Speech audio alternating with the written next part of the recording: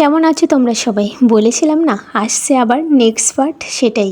রুটি করতে করতে আমার যে 2 মিনিট টাইম শর্ট ভিডিওর সেটা কমপ্লিট হয়ে গেছিলো, তো ভাবলাম চেষ্টা করি আরেকটু তুলে ধরার। কারণ আমরা তো গৃহিণী, আমাদের সারাদিন সকাল থেকে এই যে ঘরের কাজগুলো এগুলোই হয়।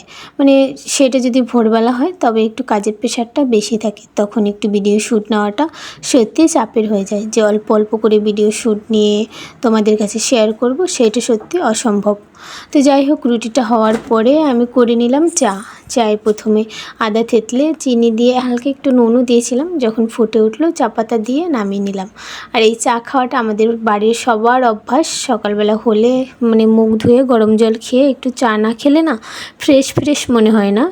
তো আমি কি করেছি আজকে জানো তো, মানে যখন ভোরবেলা উঠেছি যেহেতু, আর চাটাও হয়ে গেছে, আমি আমার বরকে দিয়েছিলাম, তখন আমি একটু নিজে নিয়ে নিয়েছি। আর আমার বরমশাই অনেকক্ষণই উঠে পড়েছে, ফ্রেশ ট্রেশ হচ্ছিল।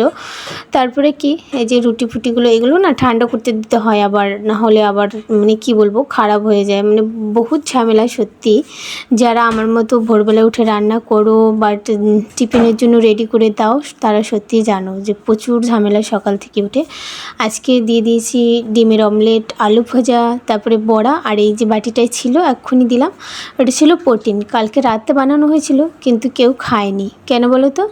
মানে মাংস টাংস হয়েছিল তো, রোববারের বাজার ছিল কালকে, তো বুঝতে পারছো তো। ওই জন্য মা বললো কালকে দিয়ে দেবে, আজকে আর বেশি এক্সট্রা কিছু দিও না, না হলে আবার মানে শরীর খারাপ টারাপ করবে। কারণ কাজে যাবে, কম খাওয়াই ভালো, কম খেলে শরীরের পক্ষেও ভালো থাকে। তো সমস্ত কাজবাজ গুছিয়ে একটু চা খেয়ে সমস্ত বাসি কাজ সেরে গেছি, চান ধান করে গেছি ফুল তুলতে, গিয়ে দেখি আমার গাছে একটাও ফুল নেই। তাও যাই হোক, 4-5টা গাছ ঘুরে যে যতটা ফুল পেলাম সেটা দিয়েই পুজো সেরে নিলাম। বাই, ভালো থেকো সবাই।